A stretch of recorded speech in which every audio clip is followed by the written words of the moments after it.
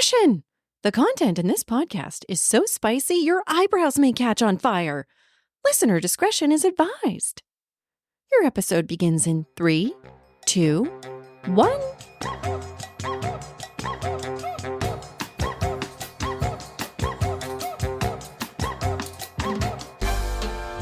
Hello, my horny folks out there. Welcome to the Lusty Library. Oh my God. Gotcha with that one. I'm just going to jump right in. Wow. Have you met me? Oh my God. Who am I? I am down to business today. Today, we're going to be talking about a book called Bride by Ali Hazelwood. So let's just read the quick synopsis of this book.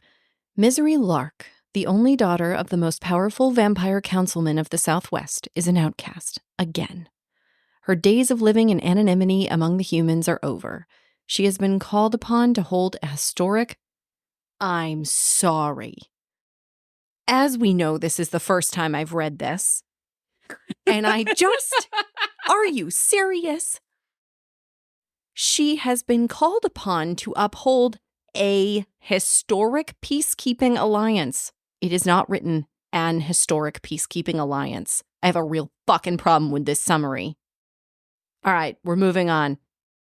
Her days of living in anonymity among the humans are over.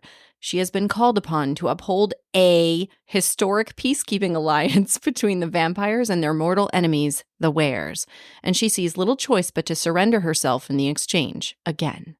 Wares are ruthless and unpredictable, and their alpha, Lo Morland, is no exception. He rules his pack with absolute authority, but not without justice, and unlike the Vampire Council, not without feeling. It's clear from the way he tracks Misery's every movement that he doesn't trust her. If only he knew how right he was.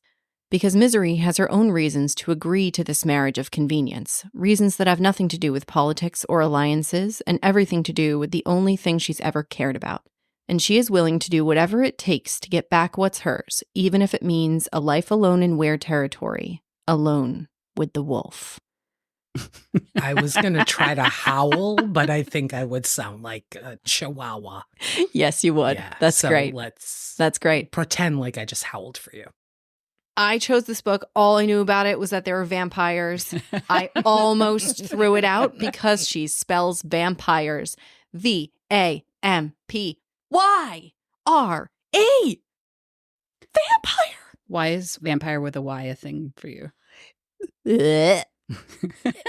But let's backtrack a second. You had mentioned this, and I actually Wikipedia'd it, and I sent you that this was actually a novel that was done a little bit after Bram Stoker's Dracula, where the vampires were spelt with a Y. So is it a thing? It is a thing, and I do respect it more now knowing that, because it does have historic roots, which I respect. But at first, I was just like, I don't know if I'm going to be able to get through this. And I would like to talk about point number 2, which is a thing that I'm always about with books, which is page 1, sentence 1, where the author just fucking reads out the person's first and last name. I would like to let everybody know that we had to get to page 4 to hear the main character's name. Page 4, folks. I was so excited. Ali, good job. If you're listening to this, I fucking love you for that. Thank you. Thank you for that gift, Ali. Yeah. So just going to throw that out there. That was really just wonderful for me getting into this book. But Birdie, why vampires? Why vampires? Because I love them. I've loved them since 7th grade when I discovered reading a vampire novel was fun. And I think even back then, I found it a little steamy. And I do think that they were making those vampires sexy in those little middle schooler books. They were. And I think there's a level of intimacy to biting someone. Oh, yeah, 100%. Mm-hmm. So that act, and I think vampires have always been portrayed as being very beautiful. AKA they sparkle in the sunlight. They sparkle. Yes, I've read all the Twilight books. Let's just get that out on the table right now. So I went into this I knew that I really liked vampires. I've never really read a lot about werewolves, but I figured, what the hell? For some reason, I was waiting for you to say, I haven't met a lot of vampires. I was going to say, what circles are you running in that I don't know about? Yeah, so I think we need to do a little bit more of a summary for people to truly understand what it's about. This world starts with 3 different species. You have humans, vampires with a Y, and weres. And they all live very separate of each other in their own little societies within this world. And there's a power struggle between the 3 of them. Vampires have lower numbers than everybody else because there's a problem with their birth rate. The weres are a little better off. And then humans, even though they're weaker, they got numbers on their sides because they just breed like rabbits. So Misery is a vampire. Her dad is kind of the head honcho councilman of the vampire world. Yep. And years and years and years ago, she was offered up as collateral. Which is an exchange. Each side gives an important person over to the other to live in their territory. And basically, if something happens, anybody violates the peace, the person who's being held as collateral gets killed. Sacrifice. Misery is going to try and maintain this alliance between the weres and the vampires. She decides she's going to offer herself. Well, she's forcibly offered as the bride to Lowmoreland, the alpha of the weres, thinking that this marriage is going to be a marriage that will make everybody not fucking kill each other. So she goes in, she marries him because she thinks that the weres have kidnapped her best friend, her only friend, Serena, who is human. So essentially, here's where the good part starts. They go to get married, okay? And here's where it starts to get fun and also really fucking annoying at the same time. She gets up to the altar. There's Lo. Of course, he's super hot. He's gigantic. He's a werewolf. He's very sexy. There's this innate sense of fear already happening. She thinks, oh, he could murder me in one fell swoop. And all of a sudden, he's looking at her like, auga, auga. But she thinks, oh, he hates me. He's looking at me like he wants to rip my throat out. He does. But in a dirty, kinky way. In a dirty, kinky way. But here's my problem straight out the gate with this is that she's already like, oh, he wants to kill me. But she knows, the way it's written from her perspective. And she knows, oh, he's giving me this look, meow, meow, meow. No, she interprets it as he's disgusted and wants to kill her. But there's conflict in the writing, even from that first moment where she's like, yeah, he wants to kill me. He thinks I smell awful. But then 2 sentences later, she says something that's like, oh, but it's almost like he's holding back or tortured. So, but tortured can mean so many different things. I think yeah, the line of perception is really hard to read. So when someone is staring at you with that level of intensity, it can be read in so many different ways. Yeah. So she's like, he's trying to restrain himself from what she thinks is overt disgust. Yes, because he wants to keep the alliance and he's doing this to make peace with the vampires. Right, where he is confused as hell going, what is happening? Because this is a pivotal moment for him, right? So the 2 of them have never met. They got this beautiful little bio about each other. They had a picture. Mm-hmm. And then they go and they meet on their wedding day. And they're the peacekeepers of this whole treaty. So it starts to get fun because we discover through the writing that, guess what? Oh, it gets so good already. He smells her and he's like, mama. She's his mate. Okay, so we learn that weres, they meet their mates, their pupils get all big, they get all shaky, they completely stop what they're doing, they're frozen, and it's like they got struck by Cupid's arrow, and they are just totally smitten kittens from the first second that they meet. And that's what happens to him on the altar the first time he's ever seen her. I was like, damn, I want that to happen. Really? Because I thought when we talked about in another book where there were soulmates, you were like, I don't believe in soulmates. I know, but in this world, they make it seem like there's maybe not just like one mate. I don't know. Okay. Like there could be other mates. But I was like, So maybe it's not about having the mate. Maybe it's about having that like super deep sense of smell. Because as previously discussed, I do think like smell is a very important thing. Like pheromones. 1,000%. Yum, yum, yum, yum, yum. So Lo outlined it in the book. Can you have a relationship if they are not your one and only mate? Yes, you can have a functioning, full, enjoyable relationship. But your mate is supposed to be that person that was made and cut to be with you. I think the difference between a mate and a soulmate is that the soulmate, you don't know it's them. There's no chemical reaction that is happening in your body. gonna I get know. you. So you like the biology of it. The biology is Okay. cool. Okay. Yeah. The biology is cool. And it's hot. And there's no way for you to doubt it because your body is having this very distinct reaction to being near your mate. Yeah. All right, Birdie. So hot. In the future, look into alpha mega tropes. Oh, yeah. Okay. I probably should, huh? Mhm. Okay. Mhm. Okay. Definitely. So I think what we all are just dying to talk about is the biology of this book. Let's just jump right in, okay? Let's talk about biology. Obviously, they have this connection. They're denying it for half the book, all this tortured like moments. And then there's this part where they're starting to become allies. They're starting to enjoy each other, actually. They enjoy each other's company. Yep. And Lo says to her, okay, fine, I will let you come with me on this trip and you're going to help with, she forces herself on the trip. Let's be real. She's And- like, no, I'm going to help you. And the trip is about going to the old leader's mate. Yeah. And they think that this person is a loyalist who wants to overthrow Lo. So he's going at her invitation to check her out and see if she's actually working against him. It's a very political move.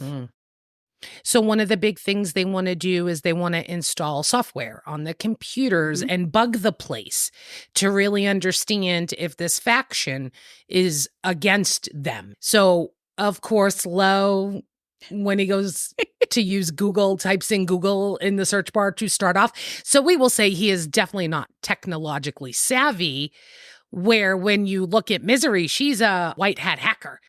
He, of course, wants to protect her. And she says, you need me, Mr. Type with one finger on each hand.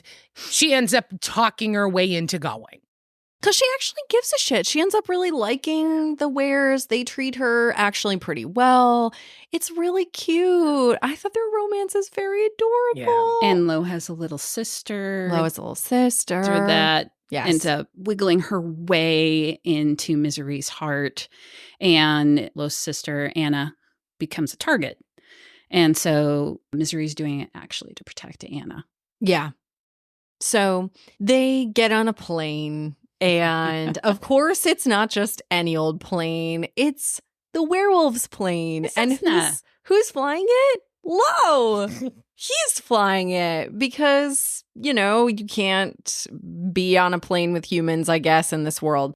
So they have to figure out how to fly around. And so he's become a pilot. So again, we're going to go back to this whole thing. Competency king. This man is an architect. He can fly a Cessna. He takes really good care of his little sister. He's an alpha. Meow. And if the listeners are tracking, this is the second book where our male main character actually can fly a plane. I know. What is with that? Because it's fucking hot. It is hot. God damn it. Sorry. Hot pilots with their uniforms and competency. Yep. They are holding your entire life in their hands. Yeah. Whew. pressing all the buttons, turning left, turning right, landing. Buttons. Ooh, they were pressing buttons. So anyways, they get on this plane, they land, they get there, and he's like, Misery, I have to do something to you to protect you. I'm not reading from the book, just in case you can't tell. So I have to mark you. And so she's like, yeah, I guess, like, whatever it takes, Lo. Why are you being so fucking weird about it? Yeah, because he's really reluctant about it and sounds kind of like, so I'm sorry. It's not sexy. It's like, so I kind of got to mark you. Do this thing. Yeah. But she's like, do what you want to my body. Yeah. And he's like, you have to consent. She's like, what the fuck am I consenting to? Just whatever. Just like, fucking do it. Let's do it. Let's do it. Oh, Yo. So listeners, I was the last one to read this book, and our little text group, these two are bouncing back and forth, and it's like, the plane. Don't say anything. Lex hasn't read it yet. I'm like, oh, Jesus, what's happening on the plane? Mile High Club, come on. And I get to that part in the book, and I was like, oh, the plane. Okay.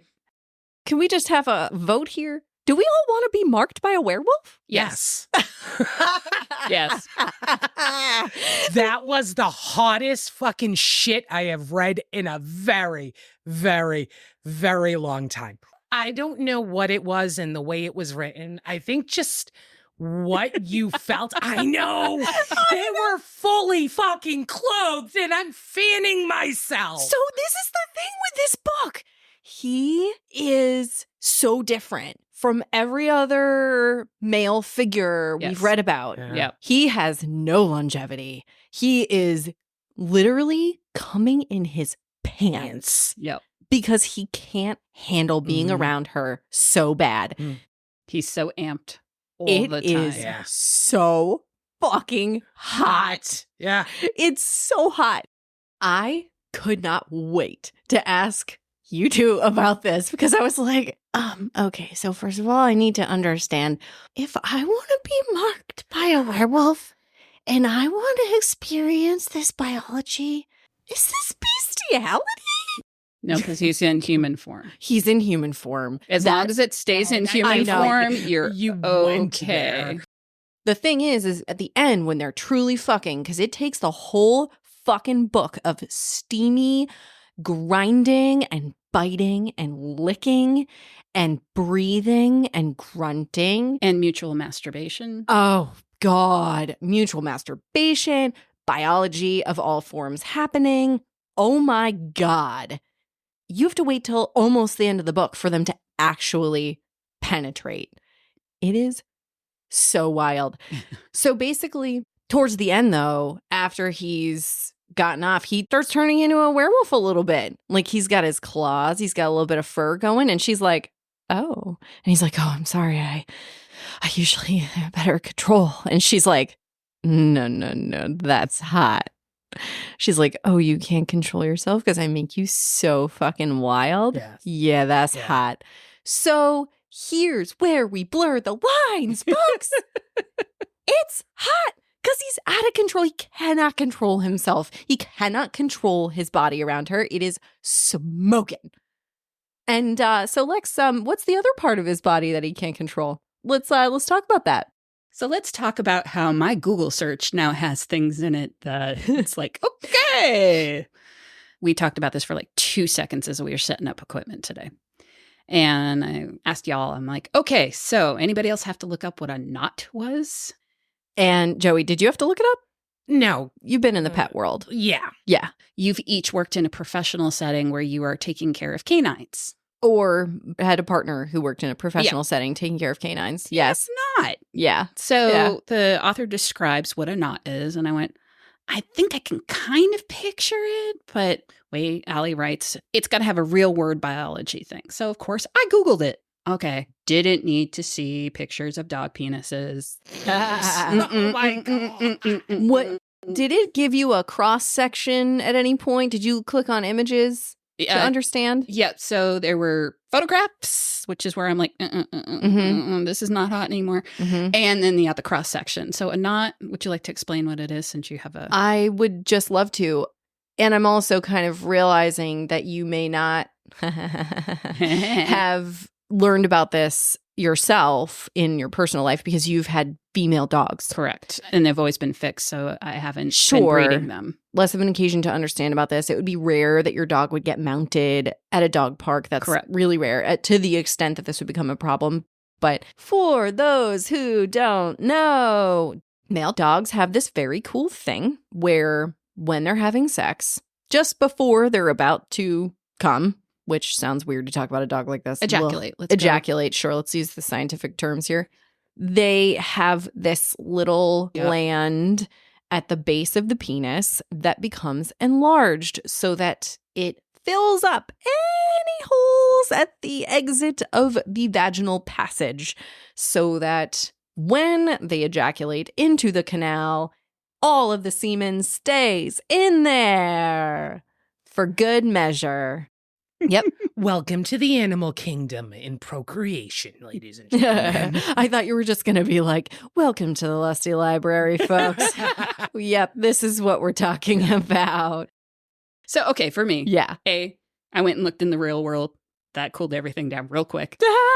That's hilarious. Number 2, put the book down, went away, cleared my thoughts, did other things, came back. I'm like, all right, grounded. Let's try this again. Start reading through it again. And so, okay, there's the one sex scene where, like, shower wall sex. Mhm. And all I could think of was, okay, so the knot happens. It is a biological thing that the connection can last up for 20 to 30 minutes. Yeah. In the shower. So, I feel the water going cold. Like, honey, yeah, this is nice and all, but your phone's over on the vanity. It starts going off. It's the ringer where you have to pick it up because it's an emergency or it's work or something. And like, hey, we're still stuck. I imagine she has her legs wrapped around him and he is just basically carrying her throughout Yeah. the room so they can go about their day. Right. Awkward. Yes. I mean, so here's the part that really bugs me thinking about this in a realistic perspective, okay? You know that moment that he's like, ugh, that's the moment that for a lot of people is like, yep, that's going to put me over the edge too. And then he has to stop moving. He has to stop thrusting at that moment. Yep. That's Hello. the moment, though. Hello. There's all kinds of Anybody problems with this. We are fucking talking about vampires and werewolves. This is not a real life thing. Joey, stop ruining my fantasy. Oh, Jesus Christ almighty. Listen, if somebody stopped at that point in time, I would be like, I'm gonna fucking murder you. Don't stop. The This knot sucks. is not a real thing. I know. But this sucks for her. This sucks for Misery. What else does she have to fucking do? She doesn't have a job. Okay. No, I'm just thinking that so she's never going to have this like mutual ecstasy moment with her partner. Are you kidding? There were times he reached in between them. She was having 4 orgasms. That's true. While his knot was full blown. Sign me up. Sign me up. That's It's true. all- That's I guess true. it's all about the timing. Did you miss Yeah. that part? No, it's true. Because then I actually did really like the last moment of the last chapter before the epilogue where they're doing it. That thing happens where he reached down in between them and one thumb brushed her. And it was like enough to put her over the edge. And I was like, you fucking bitch. Stop Are bragging. you kidding? He was going to sneeze and she was going to Yeah. come for the 4th time. Well, I mean, that's also because she's drinking his blood at the same time, which is an Yes. aphrodisiac. Yes. Exactly. So- Well, so that's the moment where it's very cute. The last line is, and I smiled into his vein, Mhm. which is cute. Yeah. They were so happy together. They loved each other so much. It wasn't just the physicality of it. They were really a great match for each other. Him with his beauty of the world and his love, and his level-headedness, and her with her sassy jokes and wittiness and super smart. I have a competency kink for her too. Like, let's be real. Yeah. She's hot. Oh my gosh, she's so savvy with her hacking. Woo, sexy. So, anyways, that's really the first thing we had to talk about here, folks. I'm going to make a statement, okay? Okay. Can't wait. All right. I can't lie. I've been a little nervous to say this as I was thinking about this book going into this. I think that this is the hottest book we've read so far. It got me to the steaminess level more than any of the other books we've read. That's my statement. I'm throwing it out there. I would agree with you in the sense of the buildup in this book was at 100. Mm-hmm. So the way it progressed and when it finally happened, it was hot. I can see Lex's twinkle eyes know. looking over her fucking screen at us. She is smirking. So, I mean, I enjoyed this book. It was fun. It was a quick read. I'm not at the same steamy as the level as you guys. I knew you wouldn't be. Even before looking up real world things, I actually wanted more of Lo. I want more of Lo too. I know, but like there wasn't enough there for me to like, oh, I want him too. And I don't know if it's because I don't have a vampire thing or werewolf thing. I thought it was a lot of fun to read. Yeah. You know, I totally recommend it to folks who like that sort of thing. But you guys are like going, this is the steamiest book I've ever read. And I'm like, really? Well, that was my statement. I don't know. That was hers. I am not counting it as the steamiest book. But I think it was really well done in the sense of a buildup. But see, this is what I love. I love it when we all have a different opinion of, you know, what's hot, what's kinky, and just seeing the different blushes and twinkles and such. We don't all have to have the same. No. And we all have different likes and dislikes. And there are things that we enjoy, that you enjoy, that I enjoy, that Birdie may not enjoy. And that's okay. So she can have her vampires and I'll have my white shoes and we're all good. But let me tell you, do we want to know what gives me chicken skin? It's a lot of the things in this book. Yes. Like the plane scene. I'm there. But the banter. So this to me made a connection between the two characters. The way they were able to joke with each other. And this book maybe didn't have me laughing out loud funny, except for maybe one or two parts. But Misery was funny. She had that dry, really sarcastic sense of humor. And then the way Lo responded back to her, that just kept building the connection where I was just like, I like these two characters. I like the way these two characters kind of communicate with each other on the natural. That was hot for me because I like those components. And then that slow burn in the licking and the biting and the mating and realizing that this is your polar opposite, right? These two are sworn enemies to each other.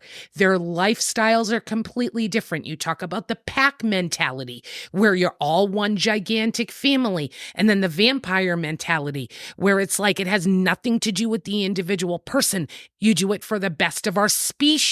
Yeah. And for the two to get blended together and for her to adapt in that culture and the two of them build a connection, that made this book hot for me. So just so you know, like, I like biting, but I am not a vampire person. So the two don't go hand in hand. They're not intrinsically connected. No. Aw. All right. Are we breaking skin here with your bites? I want to know more. I'm just a nosy bitch. Well, it's generally not good to break the skin because the human mouth is a cesspool of germs. Thank you, Dr. Lex XXX. Yes. Yes. The whole point is to bite till just before breaking the skin. What is it? Like it takes 5 pounds of pressure to break the skin? So you're making sure you're going at a 4.9375? Yes. Pounds of pressure. I'm definitely very much into some biting, but I don't need it to be that hard. I just need a little bit of biting. Yeah. Just a little bit. There's a progression and it's not for every time.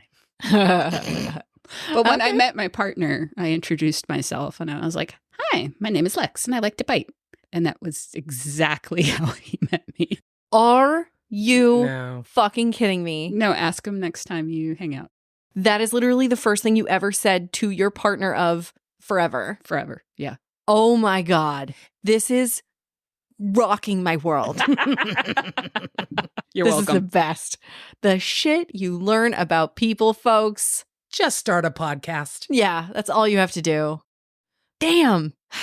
I had a really hard time picking a sexy stud moment. So we talked about the plane scene before, and I think this part is probably one of the sexiest scenes, despite the fact that they don't actually have sex. I think it's very unusual. It's very unique, which is why we need to talk about this and let the people decide what is sexy. So we're going to let our sexy stud read you some smutty stuff. His teeth close around the back of my neck, hard this time, and I am flooded with a filthy, instant kind of pleasure. The cry that I managed to leash earlier burns out of my throat. There's pressure inside of me, heady, scalding, and I can't bear for it to grow. Lowe's hand travels down to my stomach, settling me more tightly against him. The curve of my ass finds his groin, and he lets out a satisfied, guttural sound that jolts my nerve endings. My blood sings. My ears roar. I'm melting. Fuck, he mouths. He runs his tongue over the knob at the top of my spine one last time, as if to soothe the sting of his bite, and suddenly I'm cold. Shivering. When I turn, he's standing several feet away from me, eyes pitch black. All right, well, the way he reads it, I'm sold. But they had their clothes on the entire time. Why was that so amazing? It's so hot. Foreplay is the best. Yeah. When it's done right like this and you can really get heated, Mhm. yeah, it's the best. Yeah. And I love the pupil dilation element in this book. It's really fun because it's almost like when you're messing around with a dude and he gets a hard on. It's the same thing. It's like, oh, his eyes go black and you're like, It happens in real life too. I used to watch that when I would flirt with people. oh. And it was much easier, Yeah. obviously, if they had blue eyes, but you can actually see it happen. Yeah. And it's Girl. Yeah. fun. Wow. Because it's like a litmus test that things Mhm. are going in the right direction. Yeah. You're like, oh, okay, I'm getting a thumbs up without you giving me a thumbs up. Yeah. That scene's super hot, right? Like, it's not too Dougie. No. It was later on that I went, Okay. All right. I like that. I'm very happy that the marking was that and not the way dogs mark in other ways. Oh, sweet. No mother golden of- showers. Thank you very much. No, Mm, no. Yeah, it's true. So here's what made me kind of sad. Oh. He doesn't think that she can understand what it's like to have a mate. And I love her comeback when she's like, I don't need to understand. I'm choosing you. But what she doesn't ever really get into is that she's having almost the same experience that he is. Yes. They never talk about it. She has that same, like, oh my God, the smell of his blood is better than any person's I've ever smelled in my whole life. Yeah, it doesn't exist in her culture. Like vampires don't smell the same way that humans and wares do. Well, right, but like she talks about things like, you know, he brushes by me and it's like electricity. Yes. It's the same It's the thing. same Yeah. thing. It's Yeah. just their way of doing it. Right, but like after all of the whole book, they get to the end and they're having that moment that you were just kind of talking about. She never is like, I have this too. Every time you touch me, it drives me crazy. I can't bear to not be around you. It's like the same thing. You know, she never says that. Because she never would. That's not her style. She actually does a much better job of explaining her feelings towards the end and being vocal about them than he does. All right. So you know me, I'm always trying to rationalize my way out of this paper bag, right? I always try to put it into snippets that make sense. So think about this. She was collateral at a very young age. She didn't live with her people. Now you're talking about 3 distinct societies. So she was thrown into the human world, lived with the human caretakers throughout that time. She then comes back to the vampire world and doesn't fit in. So she goes back in with the humans. She has never had a fucking relationship. He is her first kiss. He is her first lick. He is her first bite, her first fuck, her first everything. So everything she is feeling, she doesn't know, is out of world. It's the first time she's experiencing that. But what was an indicator that she should open her mouth is when she was thinking in her head and she was trying to suss out the whole mate thing. Don't forget, 75% of the book, she thinks Gabby is Lo's mate. Is the Right? rare collateral to Right. the vampires. God. And what would make sense is that your mate would be the same species as you. If this is what happens in your species, and this is the emotions and the chemical reaction you get, why would you think it would be someone in your other species? The minute there's a point in her head, she thinks, I want to be his mate. Yeah. I think is when she has the realization that, oh, I am his mate. Yeah. It's true. It's true. She does have that moment. I thought she did a great job considering this was her first time with everything. Yes. She took it like a champ. She did. She did. Yeah, I mean, lucky for her, it was actually funny for me because she mentions at one point that she and her friend watched fantasy porn where Yep. in the porno they were doing like werewolf and vampire trope things. And I loved that little tidbit because I was like, oh, she ain't all that innocent. So she went into it with a fair amount of information. But I also love that Lo didn't really make a huge deal. He found out she was a virgin. He figured it out. Not that he needed all that much information. Knowing about who she was, it would have been difficult for her to have relationships in the past. And he doesn't actually make a really big deal about it. Like most men do in most books where they're like, oh my God, you're a virgin. Yeah, it's not a It's not not a a selling thing. point. There is this thing where people, oh my God, it's a thing. I have a virgin and they want that. Right. That's not the point of this. No. In fact, she makes a really great joke about it. Did you catch her joke about her being a virgin? No? So there's a part closer to the beginning of the book. It's, 80-ish pages in. And they're still sort of getting to know each other, getting to figure out how their lives are going to go and figure out, like, what is this dynamic going to be? How are they going to live together? And she goes, by all means, then, let's embrace tradition. Should we slice my palm and drip some blood on the sheets? Hang them from the public square? I did. Now that you say that, I'm like, oh yeah, that was kind of fun. That was good. His eyes closed briefly and he grits out, I doubt there are any expectations of virginity on your part. Fantastic. I love to surprise people. Yeah. I see the confusion in his parted lips before he subdues it and shifts back to his default austere expression. That's all she gets. Yeah. Yep. Yeah. It's really good. That's all It's she gets. Not brought up again. It was really great. It was super clever and funny. Very on point, on brand for her. Cute.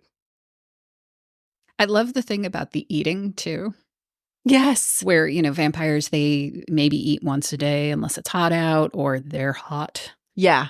but she's got her own blood fridge and that it's a dirty little secret that she loves peanut butter. That was Mhm. cute. That was Super cute. And she cute. can't do food like she has to chew, but if she can just kind of like suck it down. I also really loved the little tidbit that she said they have vestigial molars.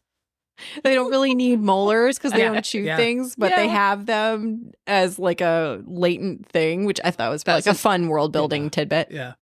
Ali's got a lot of nice little pieces like that in the world building that I just enjoyed. Yeah. Like the world's real to me, which is wonderful. But that's Yeah. what I love. The world was not super complex, right?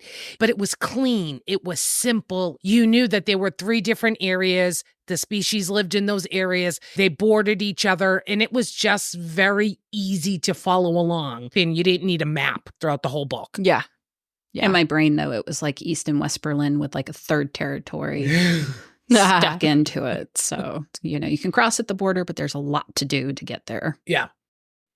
So I want to talk a little bit about Serena, since she is the whole reason why Misery agreed to do this fake marriage. Yeah. Love that trope. She was the human companion during Misery's first time as collateral. Misery wasn't doing well, so the human caretakers were like, let's get her a playmate. And so they grew up together, and Serena's human. And that's how Misery learns about the human world. And they have this wonderful, wonderful bond. They're sisters. And then Serena goes missing as an adult. Yep. And Misery needs to find her. Yeah. She needs to find out what happened to her. She is the single one most important thing in Misery's life, and she's not going to let it go. Yeah, if one of you dropped off the face of the earth, you know Oh, God. I'd be pounding the pavement trying to find out what the fuck happened. Oh, yeah. Yeah. Yeah. And single-handedly, the reason why she doesn't fight her father to marry Lo. Right. Because as Misery is looking for Serena, she goes to her apartment, and in this special language that they have, it's almost like a Pig Latin sort of thing where they add extra syllables to things. As she finds a sheet of a day planner that the cat, Sylvester, aka Sparkles, is playing with that has the initials L.E. Moreland on it. And then all of a sudden her dad tells her, oh, the alpha of the pack is Lo Moreland. And she goes, Dun. Yeah. That was great. yeah. So what is it about Serena that does it for you?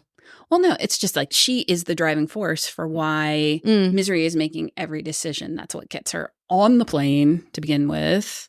She wants to help Moreland figure out what's going on because if it's Serena's disappearance, it looks like it's involved in the vampire werewolf tension between the two. It looks like she got caught up in that because she's a journalist. Right. So Serena is this quiet thread through the whole thing. And then Serena ended up being the turning point between Lo and Misery. When Misery got caught snooping in Lo's office. looking for clues about Serena. Serena, this human newspaper, and so on and so forth. Misery lets Lo know the whole Serena situation, and then Lo lets Misery know about the whole Anna situation. So if it wasn't for Serena being there, her divulging what was happening, that's the turning point of their relationship because they went from just two individuals to all of a sudden becoming allies. Yeah. And I think that built the friendship and relationship they got out of that. So if it wasn't for that point and the two of them being honest with each other, we would have never gotten to the end of the book the way we did. And that's how we get the reveal about Anna, too. Yeah. Because the initials Yep. in the diary weren't Lo. They were, what is it? Liliana, Esther, Moreland. I do like the name Esther. Yeah. I also really like the name Lo. Do you? And it's funny because I was waiting for your comment because this is not being where they used a character name generator because it's one of those unique names. And I'm shocked you didn't say shit about Misery either. Listen, I was just waiting for the right moment. I was going to say, she said something about it when we first picked the book. She's like, I don't know. Her name's Misery. And Yeah. there's the eye Oh, I roll. completely missed that because you care about that. I could I give do. two shits about it. As long as I can pronounce the name, Yeah. I'm like, game. I thought that these names were actually really well chosen. Once you learn more about Misery and you learn about her parents and her dad and everything, it all makes sense. It works. And it doesn't become a dumb authorship situation. But I love how in the vampire world, the parents don't name the child, the council does, because you don't want that many Britneys in one class at the same time. That was quite cute. She's like, no real backstory. The council named me Misery.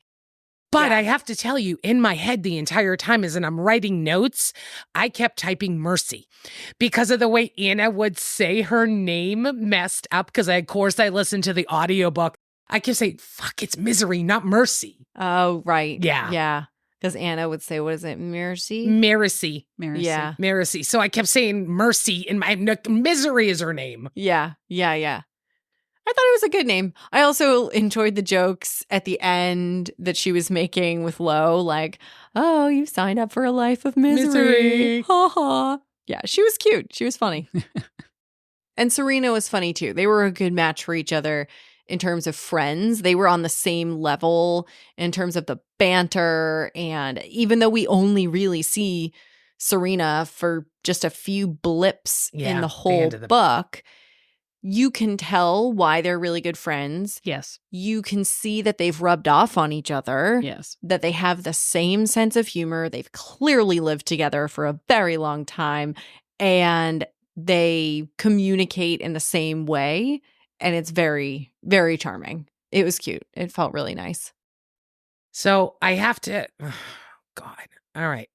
I am really mixed here. I do not know if I hated this book, I liked this book, or I goddamn loved this book. Really? Yeah. Tell the people. So the book is going great. My heart is beating. And then it got fucking ripped right out of my goddamn body. Really? Cut into 40,000 little fucking pieces. It got stomped on. Then someone decided, let's get some Gorilla Glue, try to put it back together. Let's put it in a mason jar and hope to God she still lives.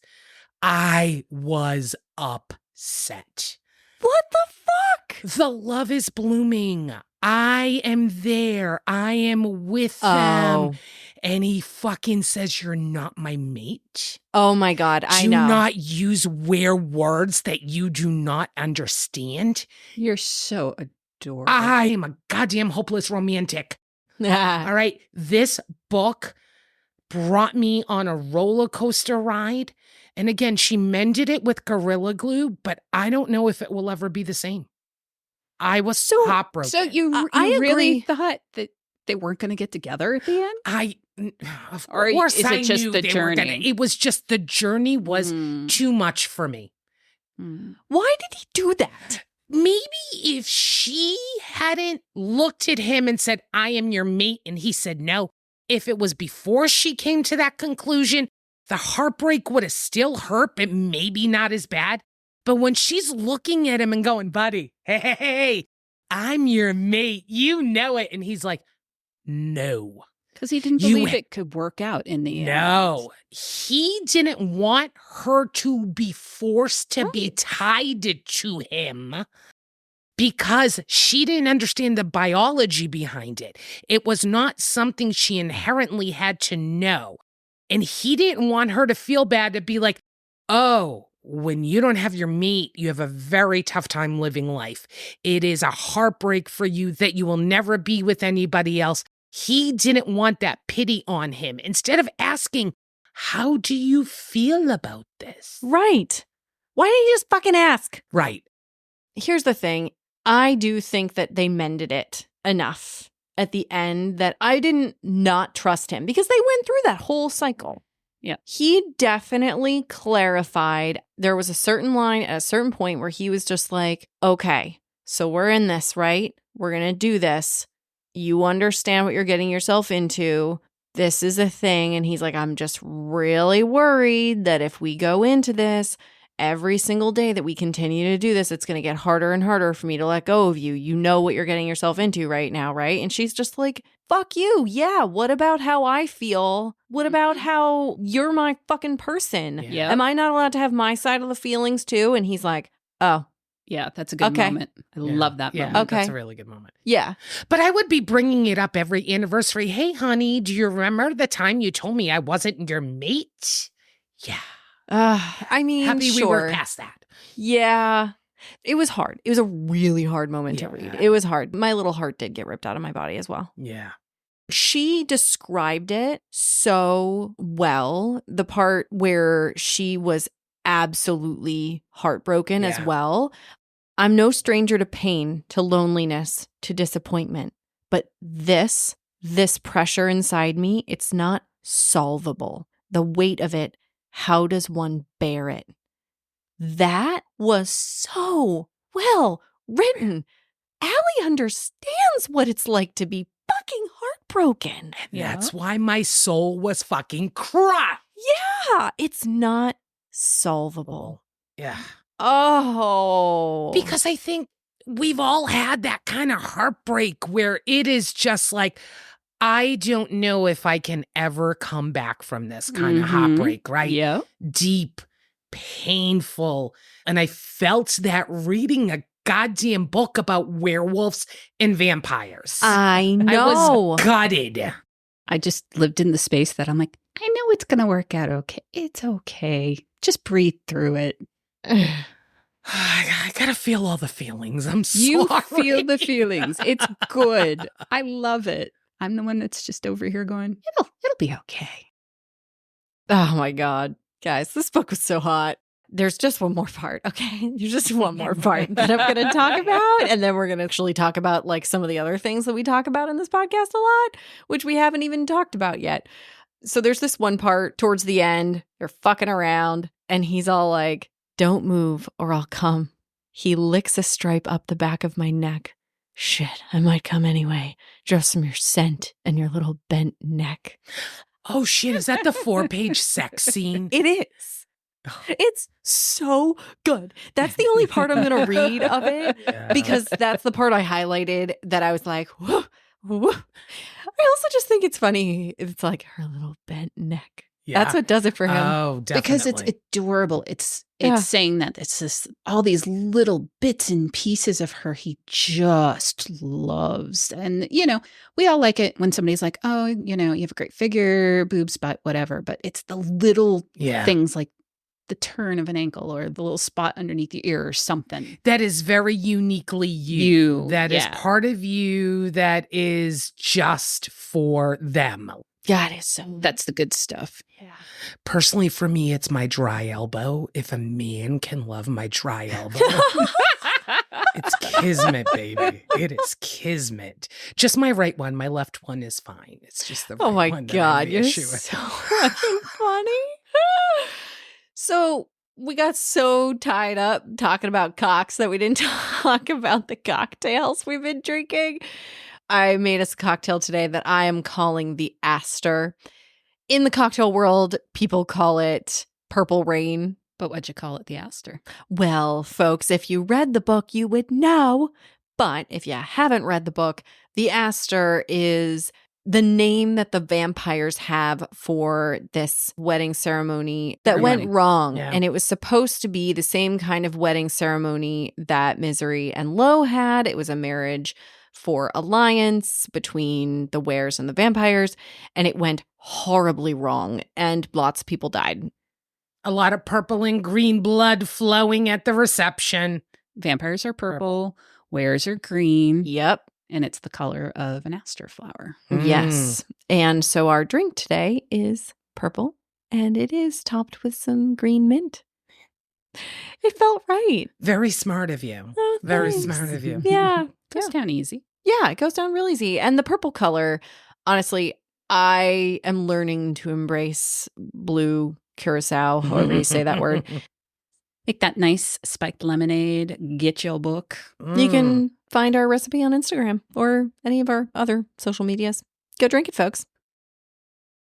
I feel like we've already dished enough today, but why not more? All right, that's what we're all here for. Let's not lie to ourselves. Ba-da-da-da-da-da. It's time for Dishing with the Dames. Lex, you've got a question for us. All right, we went into the fishbowl. So, random question. Ready? Ready. All right. Have you ever watched porn in a public place? Does public count as a larger group than just two people? Or does it have to be truly public? So, I would say that public, it's more than two people. It's outside of a normal viewing. So either in a movie theater or a group of people, but not alone, not with the person you're currently having sex with. How about that? Sure. That's my definition. I have a fun story about that. So this will give away a little bit about me, but it's fine. I could be a lot of people. So the place that I went to college had a few settings that were in the vintage porno Debbie Does Dallas.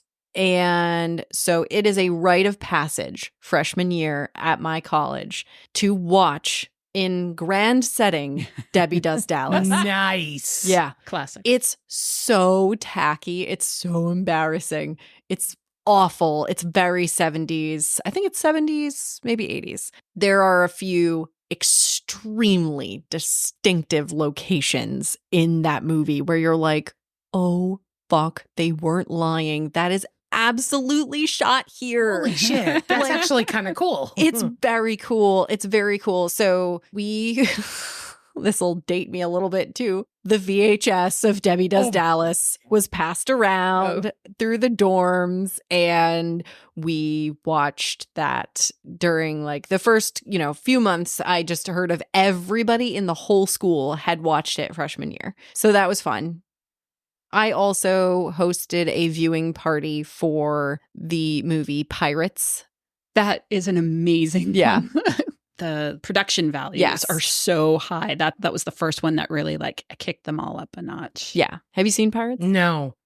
It's got production value. It's kind of tacky, but it's a lot of like classic porn stars from the time. Also, Flea from Chili Peppers is in it. Holy shit. He's got a crooked dick. He's got a really crooked dick. Really? It's bizarre. Mm. He's got a curve going on.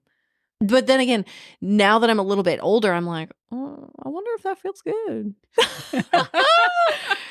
We watched it all together and everybody was like, making fun of the moments where they're like giving blowjobs and there's like candles lit all around. It's Pirates of the Caribbean, Oh, but a porno. nice. Yeah, it's great. Now we know what I'm going to go do after this podcast. Yeah, you should definitely go watch it. It's Market fun. research is It's what from I'm like doing. the Exactly. late 90s, early aughts, something like that. So it's considered vintage at this point. Mm. How about you, Joy? Well, of course, a rite of passage. If you were born in a year where it started with a 1, I would say probably some family member in your home or other people's homes owned VHS tapes of porn. So I had to be like 17, 18, and I was at a sleepover party with probably 10, 12 girls, unsupervised. And we found Single Dad's porn collection. Yes. And we pretty much stayed up all night Yes. watching these tapes and basically got an introduction into some of the things that maybe at that age we hadn't done yet. That's awesome. Yeah. That's Yeah. great. And, maybe not the best storylines, but we were not paying attention to storyline. And here we are, just a bunch of girls just watching porn. That's great. Yeah. That's There's great. still some tips and tricks I learned back in that day that I still use in my repertoire. Lex, I'm really curious. You look at me like I'm going to have the most interesting story. Because each and every one of Dishing with the Dames, you have surprised me. I think these are stories that we normally don't have over dinner conversations with your mom in the room. Okay, fair enough. Okay, so I know a lot about you. We've known each other since we were 5, 20 plus years ago. Bullshit. And we've talked a lot about sex over these past 20 years. And there are still stories that come up that I'm like, really? What? How did I not know this about you? So I have several watch porn in public stories. I think the one I feel comfortable sharing with the public Comfortable sharing with the public.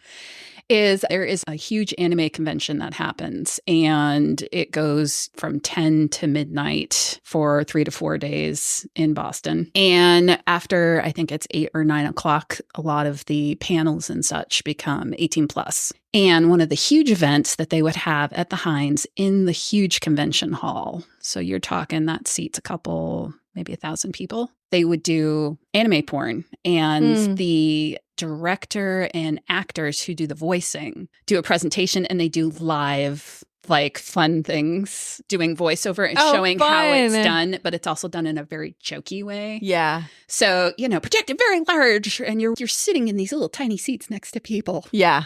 And there might be some drinking going on beforehand. And because it's anime, there's no bounds. So you are seeing all kinds of things, big monsters with several dicks going in, all kinds of, and they're like showing how they make the noises. Oh my God. Wow. So it's both hilarious and gross at the same time. But at the same time, it's this very bizarre experience that you're watching porn Yeah. with a couple thousand people. I would probably feel like I'm in. I don't know if they do it anymore because reasons. Yeah. But it was the biggest event of that convention for several years. So the line would go twice around to get into the convention. And if you're a vendor, you have a pass, or if you're a guest, you have a pass and you can cut the line. So we would just cut the line and be like, sorry, suckers, bye. And get in and get our good seats. That's awesome. I want to go to that. Yeah. That's cool. That's a great story, Lex. Hey, thanks. When we stop recording, I want to hear the other ones. Okay. Not The not safe for podcast ones. Which, safe for podcast. if it's not safe for this podcast. Yeah, damn. Yeah. Damn. We've already given away, I think, some of our ratings on this as we've talked over the course of the last little hot minute. But let's put a number on it. All right. We're going to start with smut factor. Lex. You love starting with the You- smut factor. Well, it's the first on the fucking list. What do you want me to do about it? Is it? I thought romance is. Anyway, I give it a good solid 3. Okay. I- Boring. Whatever. I think the plane is really hot. I think there's a lot of good buildup. But man, with the knots, fuck, no. No. N-O. If there was no knot in there, If there was Okay, I'm no really knot in curious. there, if the knot situation didn't happen, would you have rated it higher based on what was already in there? Yeah. Interesting. So that was a turnoff for you. oh yeah. Okay. All right. Fascinating.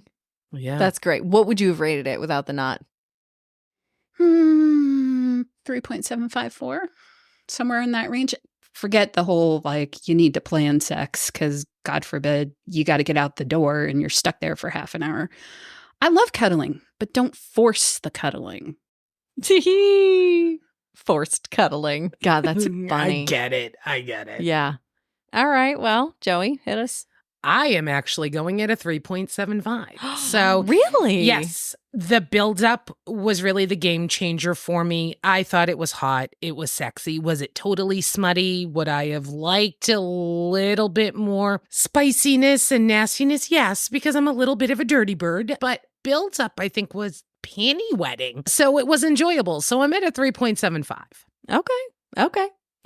It's interesting because I think it's like, what do you define as smut? Yeah. Are we talking about, did this make us steamy? Or are we talking about, was this kinky? Was this a lot of sex? You know, how are we defining it? I think it could go a number of different ways, but I'm just going to go with my gut on this one with just, was this just steamy as fuck? Yes, it was. I'm just going to give it a fucking 5, everybody. Wow. I'm giving it a 5.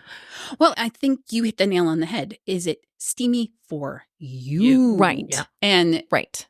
it's not always the same thing that's going to make me steamy. Right. You know, we've definitely read a couple things during this podcast where I'm like, no, I liked that, which is fun to find out. Sure.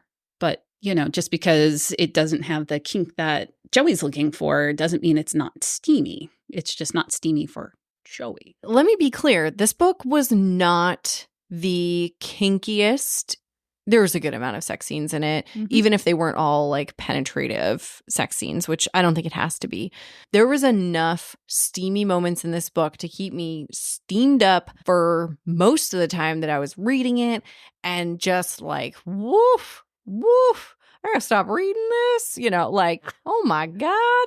I don't know. It just really did it for me. Yeah. And we That's all have great. different experiences with that. Yeah. And that's absolutely fine. I can't say that it was about the particular topic. I think that it was just that Ali wrote this really well for me. Yes. And maybe it was a little bit of the topic too, because there's a lot of factors that went into it that align with things that I like the smell factor and the biting and the breathing and the idea of somebody not being able to control themselves around you. So there was a lot of that did it for me. So, I'm just going to put it at a 5. Go for it. Yeah, Beautiful. I Love know. it. Now I'm going to romance. Is that okay with you, Lex? Yes. Okay. All right. But I'll start with Joey so you don't have to think I'm always choosing you first. Okay. Okay. All okay. right. Well, Joey, what do you think? The romance gave me a gigantic bouquet. Yeah. I'm giving you 5 roses. Aw. I just love the dynamic between the two of them. It was sweet. It was funny. It was kind. It was intense. It was hot. And that's why I felt so deeply when she ripped my motherfucking heart out and decided to play with it like it was a cat toy. Allie, you owe me. You owe me some goodness back in my life. But that's why I was really vested in these two characters. But still, I gave this a 5. Because you were so invested. I was. Yeah. Yeah. Are you ready, Lex? Yeah. Okay. Yeah. I actually thought it was really sweet. I liked the romance part of this. And it's got all the like little tropes that I like. You know, it's the slow burn. Even though it's his little sister, he's essentially a single dad. You know, it's got all the little pieces, you know, the protection. You know, I like a guy who wants to protect. It's my thing. Mm-hmm. So I give it a 4. Okay. I think it's very sweet romance. And, you know, I enjoyed the journey going there. I loved their dynamic. I loved that they first became allies, then they became friends, then they fucked. You Yeah. know? I agree. I'm actually landing right in the smack middle of the two of you. I have a 4.5 for the romance. But am I? Honestly, their romance was so cute. Towards the end, they were talking about how, you know, like they were in their kind of honeymoon phase. Everything was just so wonderful. And, you know, what about all the hard moments? And I was like, they're never going to have a hard moment because they love each other so much. Nothing's ever going to be hard for them. It's going to be perfect forever and ever. So part of me is like, they should get a 5. You know, and I was like, this is definitely a fantasy, obviously, because in my brain, they're never going to have a fight because they are just so wonderful and they align so much and they have great banter and they have great sex and everything's perfect for them. And nobody's ever tired or cranky or anything. And they just are going to live a perfect life together and run away into the sunset. Yeah. So gut reaction. My initial was a 4.5, but after hearing both of you talk about it and also thinking about just overall, I'm like, God, it really might be a 5. They're so cute. They overcame all the odds of even being opposing species. There is a point where they're getting ready to go to Governor Davenport's for dinner. Yep. Again, they're doing their little spy mission to get information, but they both decide that you can't go empty-handed to a dinner. So they go to all these antique shops and they're kind of bickering back and forth about the gift. And then the two of them look at each other and say, do we even like the dude? Are we caring too much? And they both come to that compromise and they agree and they get him a freaking ashtray. Yeah, give him the kitschiest, ugliest ashtray that costs $300 and they call it a day. So to me, that says how that relationship is going to move forward for them. Yeah. They're not always going to see eye to eye, but they're going to balance each other out and be like, wait a minute, what the fuck are we doing here? Let's move forward. That to me is perfection right there. Yeah. I'm never going to agree with somebody. I have my own opinions, but I want that person to meet me in the middle and then we go off into the sunset together. All righty. So the story, talked a little bit about the story in terms of what was the story, but what did we actually think of it? I'm giving the story a 4. And High praise. like I said earlier, I like the world building. I like that each of the 3 cultures is very distinct. And then it's well thought out about how they all interact with each other. I love the romance part and how that moves along. I may not find all of the sex stuff sexy, but I love that it's well thought out and works with the characters in the book and the whole bit. And then there's just, you and I talk about this all the time, the language that an author will use. And I like her voice and I like her word choice a lot of the time. So strong, solid 4. Yep. I gotta agree with Lex 100% on that. 4 all the way for me. The world was easy to digest and understandable. I love the way the book flowed. I think what really speaks volumes about an author is when all of a sudden you can take yourself and put yourself as the main character within the book and feel all the feels that female main character is having. I really did. I think I love the book. Not really sure. Ask me again in about a week once I process the heartbreak that is now no longer a heartbreak, and then we'll see how I feel. But right now, at this moment, I think the story was a 4. I enjoyed it. Yeah. I thought the story was great. It was a romance. It was a mystery. It was a spy novel. It had everything, but it didn't feel overloaded. There was also some really nice moments towards the end where We learned new information that was surprising, good twists and turns in the plot line that were unexpected and fun. She left it open for a second book. Do it. So I think it's worthy of a second book. I thought it was great. I'm going to give it a 4.8. I'm throwing it out there. I really liked it, in case you can't tell. Yeah. You look like you had something to say now. Birdie, what am I going to do with you? What? So I think I need to divulge to the listeners that this book was my recommendation to you. Yes. So listeners, I want my girls to have the best experience possible. We want to hit every trope. We want to hit every subgenre. So we had talked about Birdie loves vampires. Let's do a vampire book. So I recommended this book and she shut me the fuck down. Okay? This is a personal text that we had each other. Maybe I will divulge it on our social medias. We'll see what happens. But she says, I'm not sure I can read a book where vampire is spelt with the Y. So I just settled back. She changed her mind because if you listen, Birdie does not read synopsis. So the Y in vampire really did it. Now all of a sudden she's coming out with almost fucking 5s on her reviews. I know. Listen to Mama. Mama is always right. Oh, God. Yeah, you were right. You were fucking Okay? right. You were so I right. love it. I Yeah. love being right. And I love that you're giving this almost 5s. Oh, Queen, give me my crown, bitches. Give me my crown. I mean, I'm just going to go out there and say that I do think that my overall rating probably needs to be a 4.9. I don't know what it would be that would make it a 5.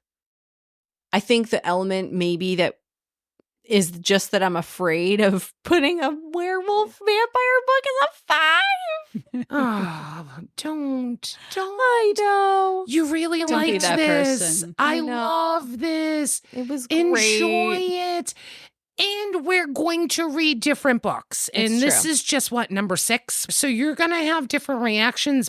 But the look on your face and the things you've said since we've been sitting here for the past hours, and I don't know if it's the booze, you love this book. It's true. Fine. I'm giving it a 5, Allie. Oh. You got a 5. Allie's a prolific writer. There's a lot of other shit I could read that she wrote. So I have another 2 books of hers right now that are in my list to be read in any off chance I get Yeah. after we do this. And I'm very excited because I am on hold in the library for these. So Nice.